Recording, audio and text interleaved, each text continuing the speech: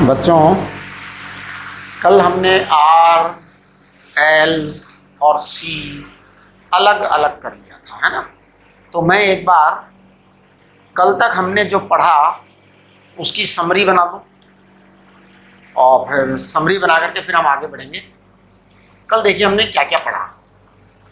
कल हमने pure resistive circuit पढ़ा, प्योर इंडक्टिव सर्किट पढ़ा, प्योर कैपेसिटिव सर्किट पढ़ा। प्योर रेजिस्टिव सर्किट में हमने क्या पढ़ा? हमने E and I same phase पढ़ी और आर की फेज भी क्या पढ़ी? 0 पढ़ी। प्योर इंडक्टिव सर्किट में क्या पढ़ा? प्योर इंडक्टिव सर्किट में हमने पढ़ा आई लीड्स, ई लीड्स, आई लैग्स बिहाइंड। दोनों का फेज गैप क्या था? फेज डिफरेंस जो था वो पाई का था, पाई/2 का। आई जो है लेग बिहाइंड कर रहा था और ई लीड कर रहा था एल में। कल ये हमने पढ़ा था। हमारा जो एक्स एल आया था वो आया था +पाई/2। कल हमने पढ़ा था ई लेग बिहाइंड कर रहा था और आई जो था वो लीड कर रहा था, और जो फेज डिफरेंस था दोनों में वो कितना था? पाई/2 का था।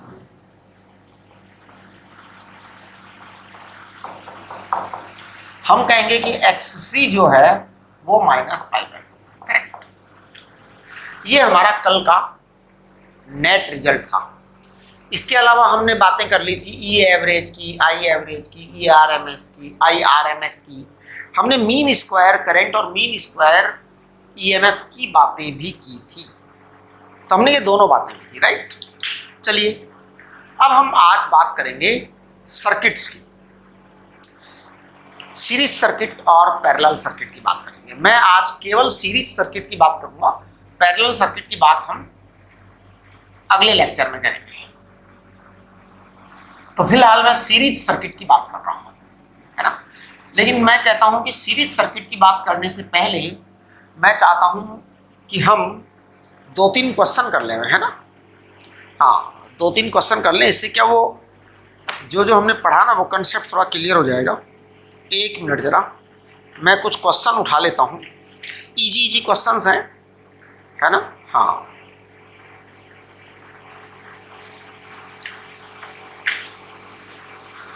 मेरे पास में एक क्वेश्चन है, उसको आप ध्यान से सुनिए। क्वेश्चन ये है कि हमारे पास एक बल्ब है। बल्ब जानते हैं, फिलामेंट बल्ब। बल्ब का फिलामेंट है। ये जो बल्ब है हमारा, इसकी पावर है 200 वाट और इसकी रेटेड वोल्टेज है 220। अब आप इसका मतलब समझिए, रेटेड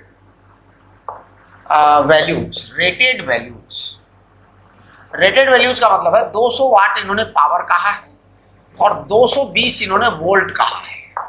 इसका मतलब बल्ब जो है अगर उसको 220 वोल्ट मिलता है तो 220 वाट 200 वाट उसकी पावर है। ये क्या है? उस बल्ब की रेटिंग है ना।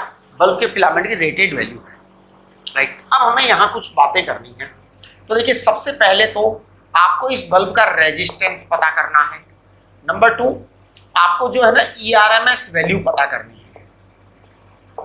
ERMS वैल्यू तो है ही, दे रखी है 220 वोल्ट, क्योंकि ये जो रेटेड होती है ना ये हमेशा ERMS होती है।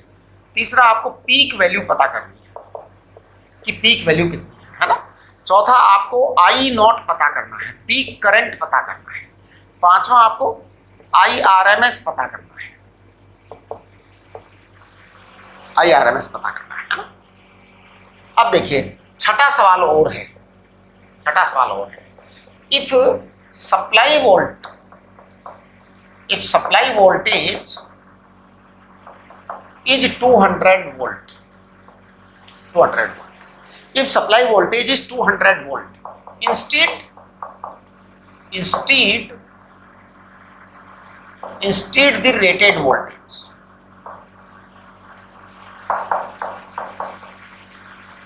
If supply voltage is 200 volt, instead the rated voltage, then आपका I क्या आएगा, IRMS क्या आएगा, I नॉट क्या आएगा, तब नया आएगा ना फिर आपकी पावर क्या आएगी, पावर, न्यू पावर, वो कितना आएगा, है ना। ये 6 क्वेश्चंस हैं आपने। तो आप देखो हमारे पास एक बल्ब है, हम बाजार से खरीद करके लाए हैं। तो बाजार से जो बल्ब खरीद करके लाए हैं हम, उस बल्ब के अंदर फिलामेंट होता है बेटा, वो जो अंदर फिलामेंट है बल्ब के अंदर, और फिर बल्ब के फिलामेंट की रेटिंग दी हुई होती है, बल्ब के फिलामेंट की रेटिंग दी हुई होती है, उसके ऊपर लिखा रहता है। तो उसके ऊपर रेटेड है 200 वॉट एंड 220 वोल्ट, ये उसका रेटिंग है। इसका मतलब बल्ब का जो निर्माण हुआ था, बल्ब का जो प्रोडक्शन हुआ था, वो इतने वोल्ट के लिए हुआ था। अब क्या होता है बेटा, कंपनी जिसने बल्ब बनाया उसने इतने वोल्ट के लिए बना दिया। अब कंपनी ने तो अपना काम कर दिया, कंपनी ने इतने वोल्ट के लिए इतने वाट का बल्ब बनाकर दे दिया। अब आते हैं हम असली जगह, हमारे घरों में बल्ब लगाते हैं। तो घर में जब बल्ब लगाते हैं तो वो जो बल्ब है उसको एक्चुअल वोल्टेज मिलता है या नहीं मिलता। तो देखिए, अगर एक्चुअल वोल्टेज मिलता है तो आपको ये सब कैलकुलेशंस करनी है। और मान लो थोड़ा वोल्टेज पुअर आ रहा है, केवल 200 वोल्ट आ रहा है, तो हालात क्या होंगे ये आपको बताना है। तो मैं 1 बाय 1 सारी चीज़ें कैलकुलेट करता हूँ। देखिए, मैं इसको सॉल्व कर रहा हूँ सवाल को। सबसे पहला इसका है R। बेटा देखिए, पावर इक्वल टू होता है V² upon R, power equal to V² upon R। तो R बराबर क्या आ जाएगा, V² अपॉन पावर। V² कितना है बेटा, 220 इंटू 220 बटे 200। तो आप चेक करिए, ये आपका गया V² अपॉन पावर, पावर यानी 200 वाट। तो आपका 200 गया। अब ये आ जाएगा 22 इंटू 11। 22 इंटू 11 कितना आएगा, आप देखिए 22 इंटू 11 कितना आएगा, ये आप कैलकुलेशन करिए, है ना। हाँ, 22 11 कितना आएगा, है ना, बताइए जल्दी से। ये आ जाएगा, मेरे को लग रहा है 11 को 11 से करोगे तो 121 आएगा इंटू 2, तो 242 वॉट ओम आ जाएगा। यानी कि आपका जो रेजिस्टेंस है वो 242 ओम आ गया। ये बेटा बल्ब के फिलामेंट का रेजिस्टेंस है, बल्ब के फिलामेंट का रेजिस्टेंस है। इसमें एल नहीं है। बल्ब के अंदर जो हमारे पुराने इलेक्ट्रिक बल्ब आते थे ना, उसमें फिलामेंट होता था, तो उसमें रेजिस्टेंस ही होता था, उसमें कोई इंडक्टर वगैरह नहीं होता था, है ना। उसके बाद में थोड़ा बल्ब आने लगे इंडक्टर वाले, तो वो हम बात बाद में करेंगे। फिलहाल आपका आर ये आ गया, है ना। अब मैं ERMS निकाल रहा हूँ। ERMS आपका यही है, 220 वोल्ट ही है। हमेशा रेटेड वोल्टेज ही ERMS होता है। तो जो रेटेड किया जाता है वो ERMS है बेटा, है ना। नेक्स्ट, अब E नॉट निकालना है। तो E नॉट आपका आएगा ERMS इंटू √2। आप जब ERMS को √2 से मल्टीप्लाई कर देंगे तो वो E नॉट आ जाएगा। दिस इज E नॉट, यानी पीक वैल्यू ऑफ EMF आ गया, करेक्ट। अब हम I नॉट की बात करेंगे। I नॉट यानी पीक वैल्यू ऑफ करंट। तो बेटा E peak value of current होता है E not upon R। Peak value of current होता है E not upon R। E not कितना है, E नॉट है 220 अपॉन R कितना, R कहाँ गया जी, 242, ये R है ना। अब आप कैलकुलेशन कर लीजिए इसकी जो भी आती है, that is the peak value of current, है ना। तो this is your answer, I not. I not के बारे में IRMS निकालना है तो भी आप निकाल ही सकते हैं आराम से। IRMS क्या हो जाएगा, I नॉट अपॉन √2 आ जाएगा। कैलकुलेशंस आपको करनी ही करनी पड़ेंगी। तो 220 इंटू √2 अपॉन 242 इंटू √2, तो कितना आ जाएगा ये आपका एम्पियर आ जाएगा। ठीक है, चलिए आगे बढ़िए। ये आपके बल्ब का आपको तब आ गया जब ये है। अब ये कह रहे हैं if the supply voltage is 200 instead of rated voltage, यानी आपकी सप्लाई कमजोर है। सप्लाई कमजोर है तो पावर कमजोर होगी। देखिए मैं बता रहा हूँ, सप्लाई कमजोर है तो पावर कमजोर होगी, तो मैं यही कर दे रहा हूँ इसको। देखिए second part of the question है ना बेटा, पावर न्यू पावर आएगा V²/R। आपकी जो सप्लाई है वो केवल 200 वोल्ट है ना, तो 200 का स्क्वायर करो, और R तो आपका R है बेटा, R तो जितना है उतना है ही, 242 है वो बदला नहीं जा सकता, तो ये आपका पावर आ जाएगा। ये न्यू सप्लाई न्यू पावर आएगी बल्ब की, इफेक्टिव पावर कि सप्लाई के अकॉर्डिंग पावर कम हो जाएगी, पहले वाली पावर से कम पावर आएगी, है ना। चलिए अगला, अब नया RMS कितना आएगा ये देखना है। तो देखिए सबसे पहले मैं I0 निकाल देता हूँ, या IRMS ही निकाल देते हैं चलो। तो IRMS होता है ERMS/R। नया जो ERMS दे रखा है वो 200 वोल्ट दे रखा है, तो 200 वोल्ट को सप्लाई वोल्टेज कहते हैं, और R जो है हमारा 242 है, 242। ये बेटा IRMS है। क्या है ये? IRMS है। This is your IRMS। I0 कितना होगा? I0 कुछ नहीं, IRMS इंटू √2 आएगा, ये आपका क्या होगा? I0 आएगा। आप कैलकुलेशन करिए, सभी लोग कैलकुलेशन कर ले, उसके बाद हम आगे बढ़ते हैं, है ना।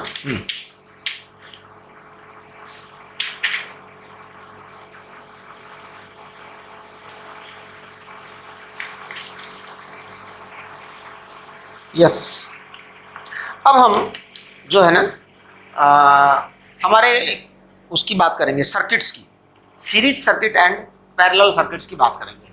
ये आपको एक क्वेश्चन करवा दिया सिंपल सा, है ना। इसके बाद अब हम आगे बात करेंगे सीरीज एंड पैरेलल सर्किट्स।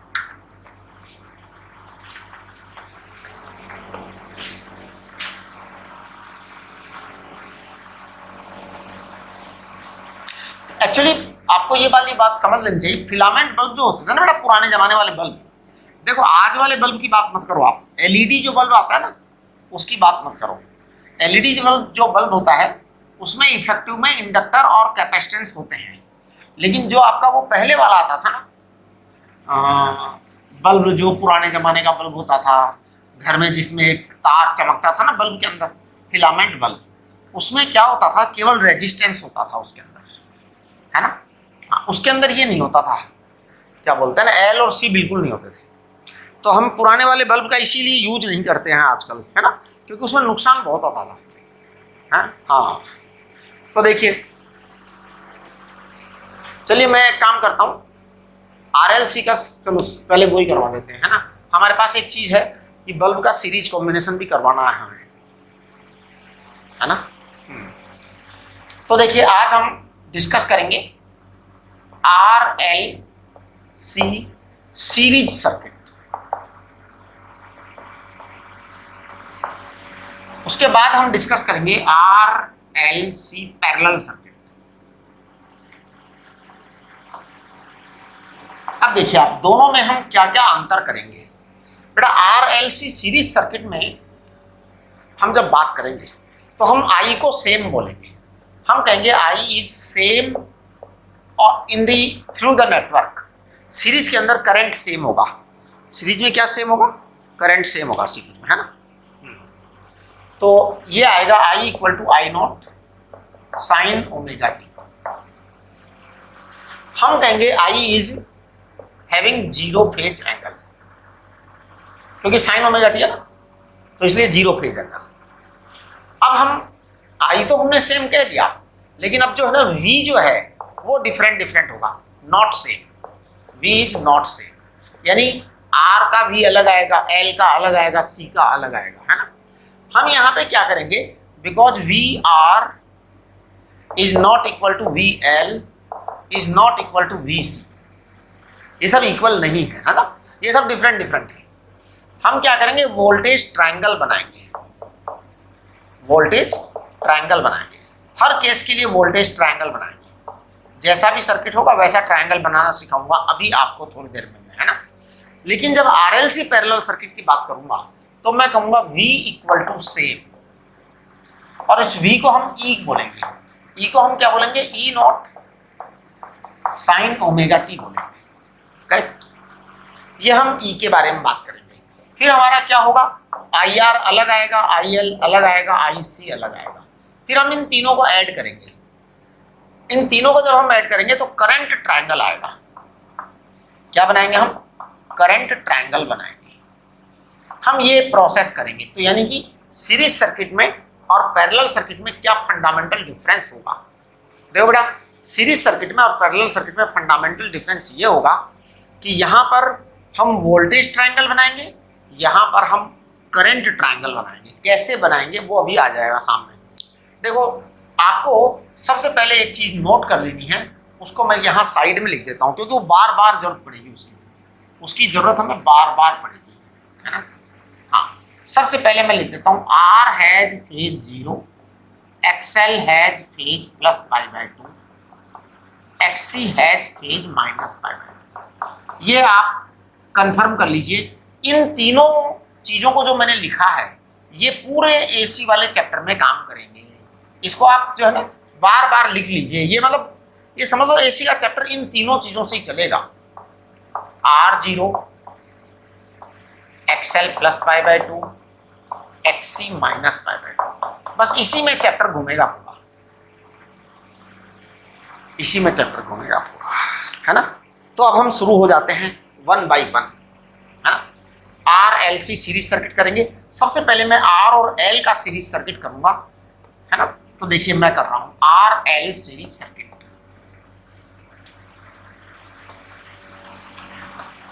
आपको बहुत इसमें जो है ना इतना आसान लगेगा, बहुत मजा आएगा।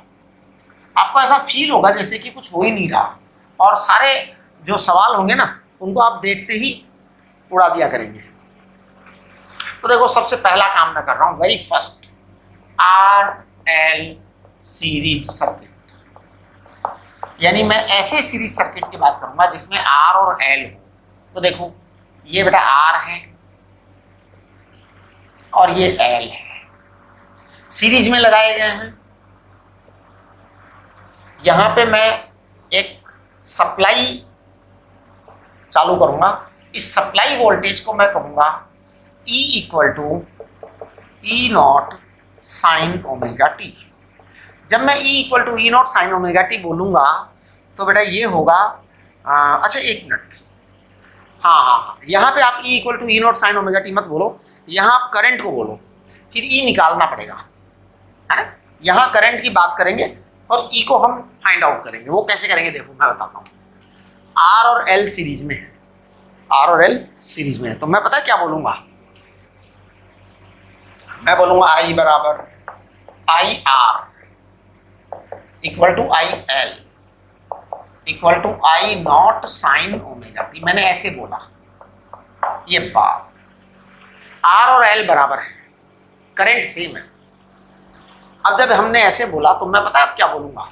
अब मैं बोलूंगा VR यानी वोल्टेज अक्रॉस R, VL माने वोल्टेज अक्रॉस L। तो मैं I का फेज कितना बेटा? यहाँ पे I का फेज है 0, यहाँ पर इस जगह पे इस इक्वेशन में मैंने रख दिया I का फेज 0, है ना। या अब देखना VR को मैं क्या लिख रहा हूँ? VR को मैं लिख रहा हूँ IR। I का फेज तो 0 है ही, R का फेज भी 0 है, इसलिए VR इसका भी फेज 0 ही आएगा, 0 ही आएगा। अब देखो VL बराबर IXL। बेटे I का फेज तो 0 है, XL का फेज क्या है?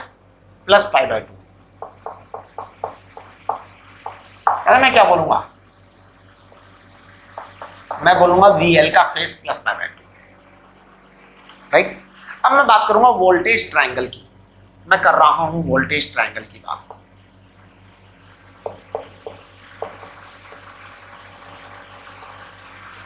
वोल्टेज ट्रायंगल, देखिए मैं वोल्टेज ट्रायंगल को कैसे बनाऊंगा? VR का फेज कितना है? 0। VL का फेज कितना है? प्लस π/2। तो मैं बना रहा हूं, देखो VR वी आर का फेज एंगल 0 है, 0 है। वी एल का फेज एंगल प्लस π/2 है। वी आर में वी एल को ऐड करूंगा, ये आर है और ये एल है, प्लस π/2 है बेटा इसका फेज एंगल। अब मैं इसको कनेक्ट कर देता हूं, ये है रिजल्टेंट वोल्टेज, इसे हम V कहते हैं या E कहते हैं। इसका फेज एंगल कितना है? थीटा, इसका फेज एंगल थीटा है। तो देखिए फ्रॉम वोल्टेज ट्रायंगल, मैं यहां लिख रहा हूं from voltage triangle, from voltage triangle, from voltage triangle V is equal to E equal to resultant voltage. इसको बेटा मैं कहूंगा, इस रिजल्टेंट वोल्टेज को मैं क्या बताऊंगा, बोलूं क्या कहूंगा, मैं बोलूं इसको क्या कहेंगे, इसको कहेंगे E0 sine omega T plus theta, क्योंकि ये थीटा एंगल है, इसकी फेज एंगल प्लस थीटा है। और पता है मैं यहाँ पे क्या बोलूंगा, यहाँ पे बोलूंगा E का फेज एंगल प्लस थीटा है, E का फेज एंगल प्लस थीटा है। अब देखिए, अब ये तो चलिए एक बात हो गई। अब मैं जरा यहाँ पे इस ट्रायंगल पे पाइथागोरस थ्योरम लगा रहा हूँ, तो मैं इस पर पाइथागोरस थ्योरम लगा रहा हूँ, आप देखना। V क्या है? V है नेट वोल्टेज, V क्या है? Net voltage. बेटा इस नेट वोल्टेज को मैं कह रहा हूँ VR² plus VL², net voltage R² VL², correct. अब देखना, जब हमने इसको ऐसा कहा तो V को मैं बोलूंगा √IR का स्क्वायर प्लस IXL का स्क्वायर। आप चेक करना, मैं V/I लिख रहा हूं अब यहाँ पे, V/I बराबर मैं लिखूंगा √R² प्लस XL²। इसको बोलूंगा मैं ZRL, ये मैं बोलूंगा, है ना। और जब मैं इसको ZRL बोलूंगा ना, तो पता है ये क्या होगा, ये होगा ZRL। It is what? Resultant impedance,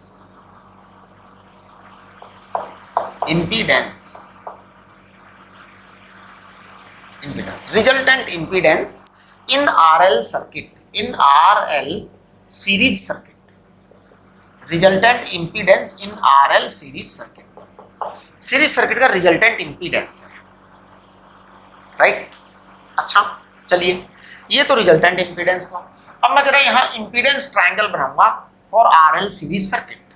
देखना, impedance triangle, impedance triangle for RL series circuit. तो आप ध्यान दीजिए, कुछ नहीं, R और L है सर्किट में, तो देखो R का फेज तो 0 था बेटा, R का फेज तो 0 था, और XL का फेज प्लस π/2 था। ये आपका रिजल्ट आएगा, इसे कहते हैं Z, इसे कहते हैं Z। ये आपका इम्पीडेंस है, रिजल्टेंट Z। अब देखो, इसको ZRL बोल दो, क्योंकि RL सर्किट का है ना, तो मैं लिखूंगा ZRL बराबर √R² प्लस XL², राइट। अब देखिए, मेरे पास दो ट्रायंगल दिख रहे हैं, इसे कहते हैं वोल्टेज ट्रायंगल और इसे कहते हैं इम्पीडेंस ट्रायंगल। मैं इन दोनों ट्रायंगल्स के बेसिस पर कुछ लिखूंगा यहाँ पे, आप लोग चेक करना। मैं लिख रहा हूँ साइन थीटा बराबर क्या लिखूंगा बेटा? VL/V लिखूंगा। तो मैं साइन थीटा बराबर लिख रहा हूँ VL/V। VL परपेंडिकुलर है, V जो है आपका हाइपोटेनस है, तो साइन थीटा बराबर VL/V। VL को लिखूंगा IXL और V को क्या लिखूंगा I/Z। V को I/Z लिखेंगे बेटा, V को क्या लिखेंगे I/Z, है ना। V बराबर net resultant, it is I/Z। इसी को E कहते हैं, E माने टोटल EMF, राइट। Z क्या है? Z है रिजल्टेंट इम्पीडेंस। Z क्या होती है? रिजल्टेंट इम्पीडेंस तो ये जेड आर एल बोल दो, अगर आर एल सर्किट है तो, है ना। हाँ, आर एल सर्किट है तो आर एल बोल दो, आर सी सर्किट होता तो आर सी सर्किट बोल देते, आर एल सी होता तो रिजल्ट निकाल देते, है ना। हाँ, तो देखिए ये साइन थीटा आ गया। अब हम इसको लिखेंगे x L upon Z R L. आप केवल जेड भी लिख देते हो, लिख सकते हो। कॉस थीटा बराबर, देखो कॉस थीटा बराबर बेस अपॉन हाइपोटेनस, तो आप कॉस थीटा बराबर लिखिए V R upon V. V R क्या आएगा, आई आर, वी क्या आएगा, आई जेड, तो ये क्या आएगा, R upon Z. R L लिख दो, आर एल सर्किट है इसलिए, है ना। वो तो अलग अलग सर्किट के लिए अलग अलग आएगा। आर सी सर्किट आएगा तो जेड आर सी आ जाएगा, आर एल सी आ जाएगा तो जेड आर एल सी आ जाएगा, है?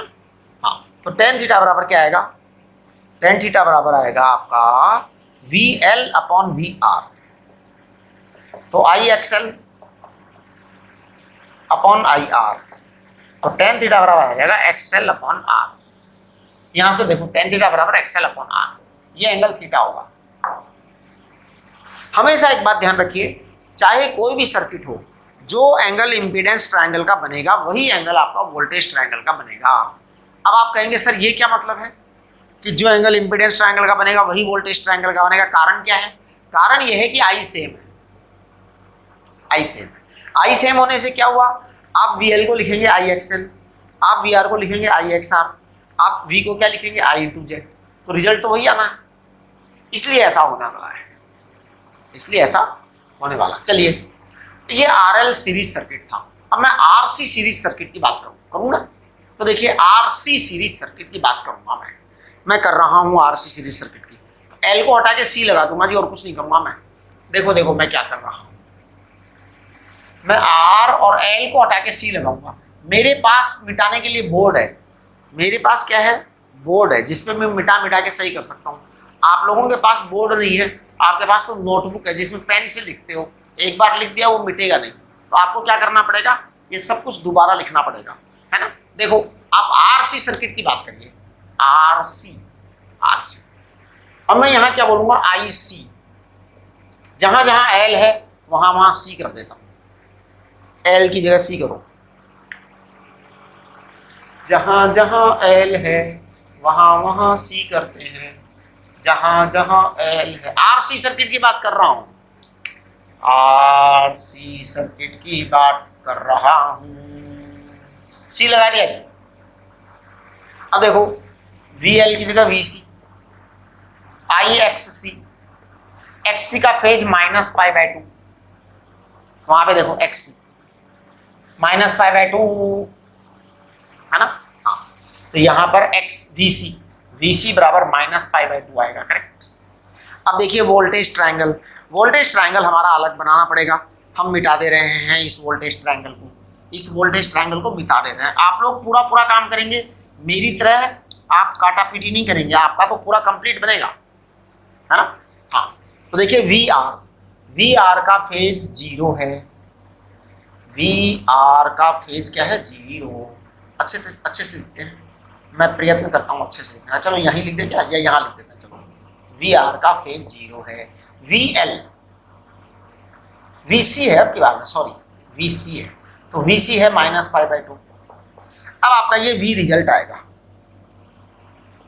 तो ये वी है, वी इक्वल टू ई है, और अब की बार में ये एंगल माइनस थीटा है, तो ये माइनस थीटा फेज आएगी साहब, ई की फेज माइनस थीटा है ना। एक मिनट जरा, ठीक है ठीक है। अब आप आ जाइए यहाँ पे, from voltage triangle resultant voltage is. अब देखो यहाँ पे ये बेटा रिजल्टेंट वोल्टेज का एंगल माइनस थीटा आ रहा है, तो ये जो प्लस था ना उसको माइनस थीटा करूंगा। हाँ, अब ये नेट वोल्टेज जो है, नेट वोल्टेज पाइथागोरस थ्योरम लगाऊंगा, तो V R square plus V L square, इसको वी सी कर दूंगा। ये मैं कर रहा हूँ, आपको ऐसा नहीं करना, आपको तो पूरा उतारना है साहब, वीडियो पोज करके पूरा उतारिएगा आप लोग तो। हाँ,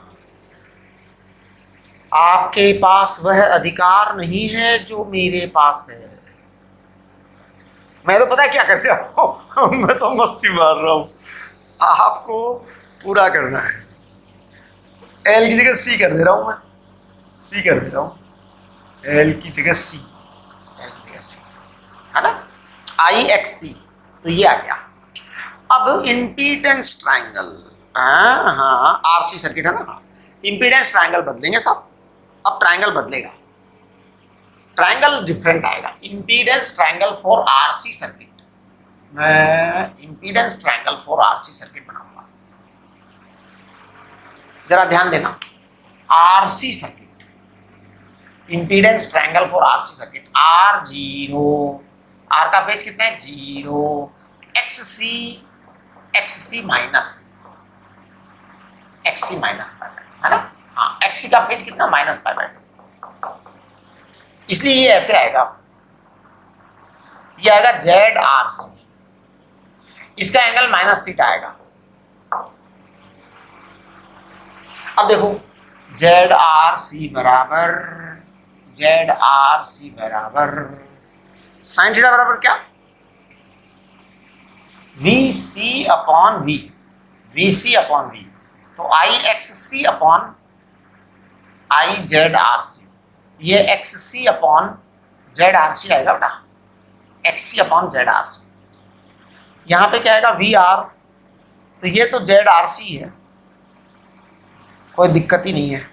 यहाँ पे क्या है, ये VC अपॉन VR है, ये XC अपॉन XR है। देखिए कुल मिलाकर के बिल्कुल वैसे के वैसे हुआ है, बस अंतर ये पड़ा है कि वो ट्रायंगल उल्टा हो गया है। ट्रायंगल क्या हो गया है, उल्टा हो गया है, करेक्ट। चलिए अब हम बात करेंगे RL और C का, RL और C की बात करेंगे, करें तो मैं बात करूंगा 1 बाई 1, मैं मिटा दे रहा हूं, पूरा बोर्ड साफ करूंगा।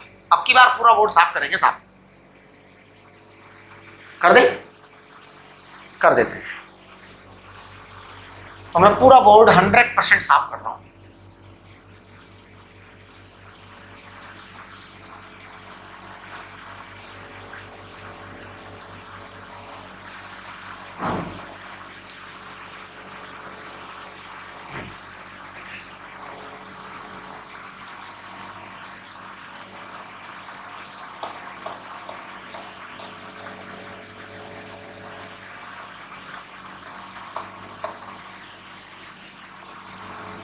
ये तो आपका जो है ना वो है क्या बोलते हैं बेसिक चीज, ये तो आप हमेशा जिंदा रखेंगे, ये तो बेटा काम आएगा ही आएगा। ये मैंने 2 बार लिखा है, इसीलिए एक्चुअली में 2 बार लिख करके क्या दिखाया मैंने, इंपॉर्टेंस बताइए कि इसकी इंपॉर्टेंस बहुत ज़्यादा है, बहुत ज़्यादा है। तो देखिए अब मैं RLC सीरीज सर्किट की बात करूंगा, यानी तीनों को एक साथ लगाऊंगा, है ना।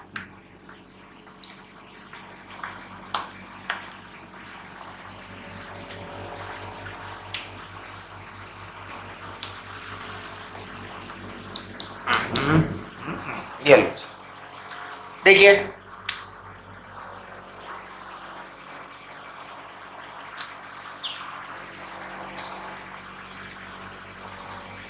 यस दिस RLC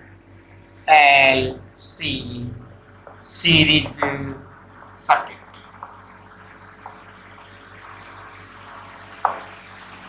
तीनों एक साथ लगेंगे। अब तीनों का इम्पैक्ट कैसा कैसा होता है इस पर हम बहुत अच्छे से चर्चा करेंगे, करें तो मैं शुरू कर रहा हूं। देखिए सबसे पहले R बनाइए, फिर R के बाद L बनाइए, फिर L के बाद C बनाइए, RLC। उल्टा सीधा बना देंगे तो कोई फर्क नहीं पड़ेगा। जैसे किसी ने अगर मान लो पहले L बना दिया, फिर R बना दिया, फिर C बना दिया, या पहले C बना दिया, R बना दिया, L बना दिया, इससे कोई फर्क नहीं पड़ता, पहले बाद में कोई बनाते रहो, है ना। हाँ सर्किट का रिजल्ट एक जैसा ही आएगा। अब हम यहाँ पर एक वेरिएबल वो लगा देंगे, है ना।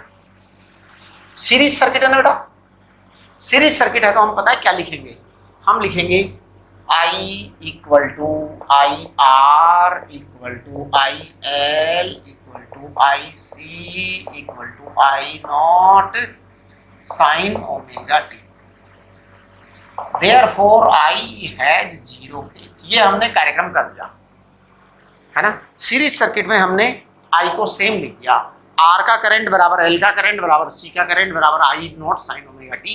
तो हमने I को क्या लिख दिया, आई नॉट साइन ओमेगा टी लिख दिया। वो सॉरी आई का जो है ना वो तो है ही, जीरो फेज एंगल लिख दिया आई। अब ये आई का फेज एंगल जीरो है। अब मैं यहाँ पे वी आर की बात करूंगा। वी आर होता है बेटा आई आर। आई का फेज एंगल जीरो है, आर का फेज एंगल जीरो है, इसलिए वी आर का फेज एंगल क्या आएगा, जीरो ही आएगा। अब हम बात करेंगे वी एल। वी एल है आई एक्सएल। आई का फेज एंगल जीरो है, एक्सएल का फेज एंगल क्या है, एक्सएल प्लस पाई बाय 2, इसलिए वी एल का फेज एंगल आएगा प्लस पाई बाय 2, क्योंकि एक्सएल पॉजिटिव है ना। आई तो जीरो है ही, तो जीरो प्लस एक्सएल दोनों जुड़ेंगे। वीसी, वीसी में देखो आई एक्स सी है, तो बेटा आई का फेज तो जीरो है, एक्स सी का माइनस है, इसलिए वीसी जो है ना माइनस पाई बाय 2 है। करेक्ट। ये तीन चीज हमारे पास आ गई। अब हम यहाँ पर 3 केसेस डिस्कस करेंगे। 3 केसेस अलग अलग केस डिस्कस करेंगे। तो मैं बता रहा हूँ कौन कौन से 3 केस डिस्कस करेंगे। Number 1, number 2, number 3।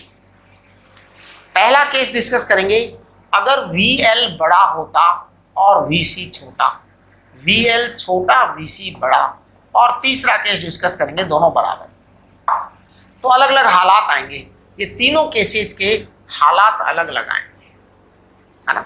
मैं तीनों को 1 बाय 1 डिस्कस कर रहा हूँ, अलग अलग केस होंगे, राइट। तो देखो मैं शुरू कर रहा हूँ। सबसे पहले अगर VL ग्रेटर देन VC हो, इफ ये मिटा देता हूँ, बहुत याद रह गया, अब तो याद ही हो गया है ना। अब इसको लिखे रहने की जरूरत थोड़ी है बेटा, अब तो याद हो गया होगा इतनी देर में, सब बच्चों को याद हो गया होगा। क्या क्या याद हो गया होगा, आर का फेज जीरो, एक्सएल का phase plus pi by 2, XC का फेज माइनस पाई बाय 2, बस। आर का फेज जीरो, एक्सएल का phase plus pi by 2, XC का फेज माइनस पाई बाय 2, बस ऐसे याद हो गया। और बस अगर ये चीज याद, 3 चीज याद हो गई ना, तो आपके एसी का चैप्टर तो एकदम समझ लो कि कुछ आया ही नहीं, कुछ प्रॉब्लम ही नहीं है। मतलब ऐसा लगेगा कि जैसे ये चैप्टर इतना इजी बन गया है, तो क्या एग्जाम में नंबर फ्री के मिलेंगे? तो मैं कहूँगा हाँ, एग्जाम में नंबर फ्री के ही मिलेंगे, कुछ ज़्यादा करना नहीं पड़ता। और एक चीज़ और है, इसमें सवाल आते हैं, कभी कभी एक सवाल आता है, कभी कभी 3 आ जाते हैं। अब जब 3 आ गए ना, तो समझ लो बल्ले बल्ले है, फिर मजे हैं। देखो क्या, पहला केस कर रहा हूँ। फर्स्ट केस है VL ग्रेटर देन VC। तो देखिए VL ग्रेटर देन VC है, तो मैं सबसे पहले वोल्टेज ट्रायंगल बनाऊंगा। वोल्टेज ट्रायंगल, सबसे पहले वोल्टेज ट्रायंगल बनाएंगे। सीरीज सर्किट में हमेशा वोल्टेज ट्रायंगल बनाएंगे, लेकिन पैरेलल सर्किट जब आएगा तो हम क्या बनाएंगे, करंट ट्रायंगल बनाएंगे, है ना। हाँ जी। तो देखिए हम सीरीज सर्किट में है, इसलिए वोल्टेज ट्रायंगल बना रहे हैं। मैं बना रहा हूँ VR। बेटा VR का एंगल कितना है, VR का एंगल है 0। फिर VL बड़ा है ना, हाँ, तो VL बड़ा है, बड़ा VL बहुत बड़ा है। और फेज कितनी है, प्लस पाई बाय 2। फिर VC कितना है, छोटा, तो फेज कितनी है, माइनस पाई बाय 2, राइट। अब आप देखो VC minus pi by 2, VL plus pi by 2, तीनों को जोड़ना है हमें, तीनों को जोड़ना है। तो मैं जोड़ रहा हूं, तीनों का टोटल कर रहा हूं। मैं कर दूं, मैं कहूंगा VR तो 0 है, VR तो आपका 0 है। ये बड़ा है, ये छोटा है, तो इसका मतलब बड़े में से छोटा घटा दो, घटा दीजिए, ये आएगा VL माइनस VC। ये आपका रिजल्ट आएगा। इसे कहेंगे V या E, नेट आएगा ये, इसका एंगल प्लस थीटा आएगा, राइट। ये नेट रिजल्ट आया, इसे नेट वोल्टेज बोलेंगे, नेट EMF बोलेंगे इसको, है ना। इसकी हम इक्वेशन लिखेंगे तो ऐसे लिखेंगे, E equal to E0 sine omega T plus theta लिखेंगे, है ना। अब देखो इसको हम पाइथागोरस थ्योरम लगाते हैं, तो मैं लिखूंगा V नेट नेट ईएमएफ, तो नेट वोल्टेज होगा बेटा ये, नेट वोल्टेज होगा। और जब नेट वोल्टेज होगा तो पता है क्या आएगा, ये आएगा under root V R square plus V L minus V C का होल स्क्वायर। तो वी आर स्क्वायर क्या आएगा, वी आर स्क्वायर आ जाएगा I R square plus I X L minus I X C. आप समझिए, V बराबर net voltage, Pythagoras theorem लगाया, V R square V L minus V C का होल स्क्वायर, तो V R square is I R square, V L is I X L I X C square, correct.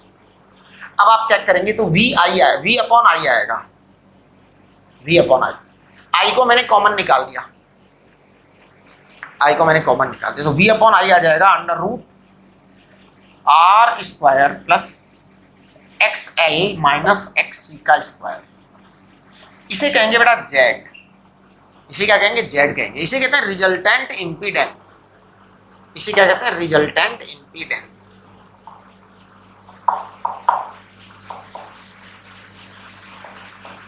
Resultant impedance. अब जब ये resultant impedance आया ना, तो पता है इसके लिए हम यहाँ पे इंपीडेंस ट्रायंगल बनाएंगे एक। देखना जरा, मैं इंपीडेंस ट्रायंगल बना रहा हूँ, है ना, impedance triangle, impedance triangle, check करो।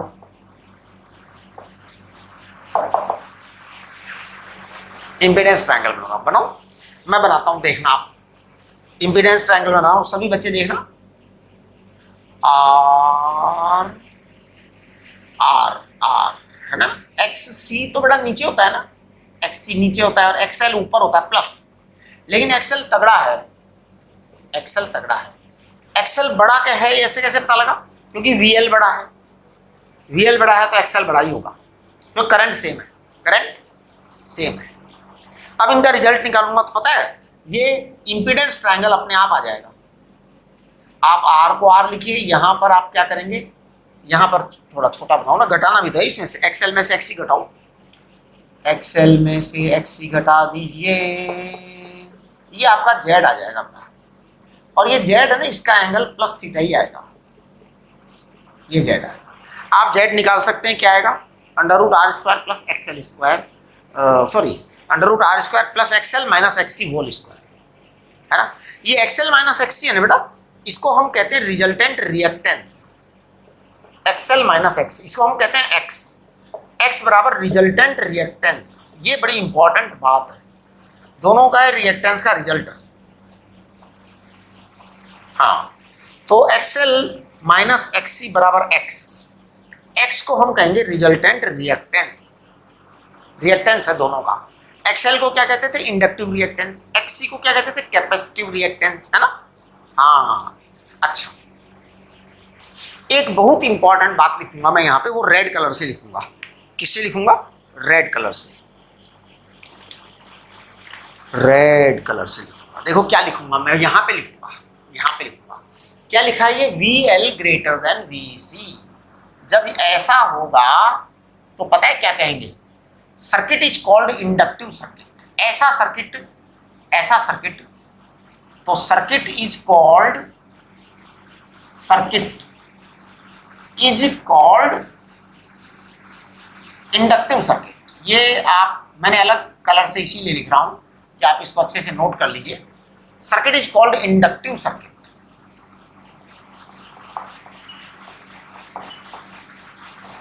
इंडक्टिव सर्किट, सर्किट का नाम इंडक्टिव सर्किट आएगा, है ना। हाँ, तो इंडक्टिव ज्यादा है, इंडक्टिव ज्यादा है, कैपेसिटिव कम है ना। अब आप यहाँ पर एक चीज और ध्यान देवें, आप यहाँ लिख दीजिए साइन थीटा बराबर क्या, कॉस थीटा बराबर क्या, टेन थीटा बराबर क्या, है ना। तो मैं देखो यहाँ पे साइन थीटा लिख रहा हूँ, सब बच्चों को दिखाई देगा, है ना। अभी मैं हट जाऊंगा तब दिखाई देगा, है ना। थोड़ा सा ये बोर्ड नीचे है। साइन थीटा बराबर क्या होगा, परपेंडिकुलर अपॉन हाइपोटेन्यूज। वहां से लिखोगे तो V L minus V C upon V आएगा, है ना।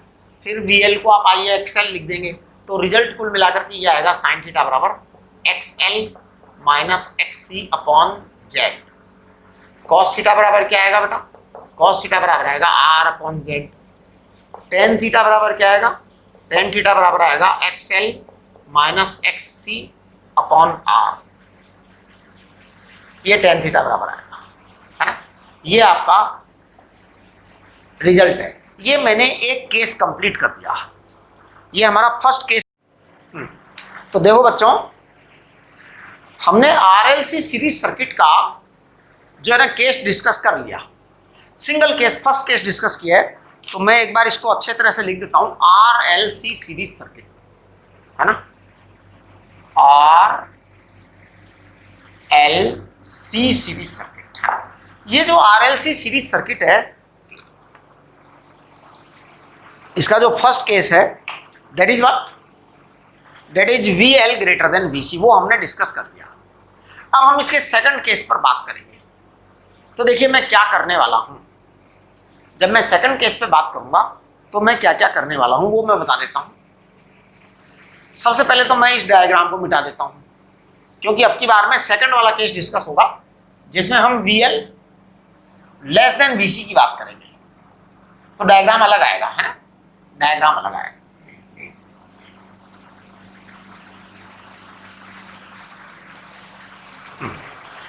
पूरा नहीं मिटाएंगे, क्योंकि मैं फिर गया इसमें वैसे कैसे जैसे पहले करता था ना कार्यक्रम, वैसे कर दूंगा।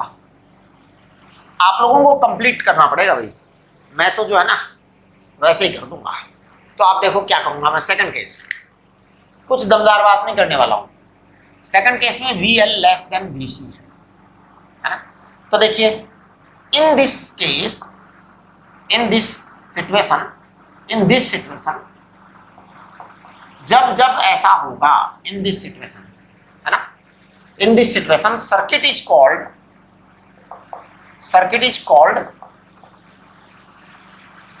Capacitive in nature. Circuit is called capacitive in nature. तो मतलब सर्किट की नेचर कैपेसिटिव है ना। Nature of circuit is capacitive. पहले क्या थी, nature of circuit was inductive. तो ये नेचर होती है एक्चुअल में सर्किट की, है ना। कैपेसिटिव सर्किट की नेचर है या इंडक्टिव सर्किट की नेचर है। तो जो ज़्यादा है वो डोमिनेटिंग है, कैपेसिटेंस ज़्यादा है तो वो डोमिनेटिंग है, इंडक्टर ज़्यादा है तो वो डोमिनेटिंग है। तो जो पहला अपना जो सेकंड केस है उसमें V L less than V C है। तो in this situation circuit is called capacitive in nature. अब हम बात करेंगे वोल्टेज ट्रायंगल की। वोल्टेज ट्रायंगल आप थोड़ा ध्यान देना। हाँ जी, सबसे पहले वी आर लिखो, V R zero, V R zero, V R zero, correct. फिर हम बात करेंगे V L plus, V L plus, लेकिन बेचारा छोटा। वी एल बेटा प्लस तो है लेकिन छोटा है। वी सी माइनस है, तगड़ा है। अब मैं इसका रिजल्ट निकालता हूं। तो देखिए रिजल्ट क्या लिखूंगा, आप समझ गए होंगे मैं क्या करने वाला हूं, है ना। हाँ समझ गए सब। वी आर और यहां लिखूंगा V C minus V L. ये आपका जेड आएगा। अब की बार इस जेड सॉरी ये आपका वी आएगा, नेट वोल्टेज, है ना, वी इक्वल टू ई। अब की बार इसको माइनस थीटा लिखूंगा, है ना। और इस वोल्टेज ट्रायंगल का मतलब ये होता है कि ई बराबर आ जाएगा E zero sine omega T minus theta. मतलब इसकी फेज जो है ना वो नेगेटिव है, माइनस थीटा है। अब देखो हम अपनी बात आगे करते हैं।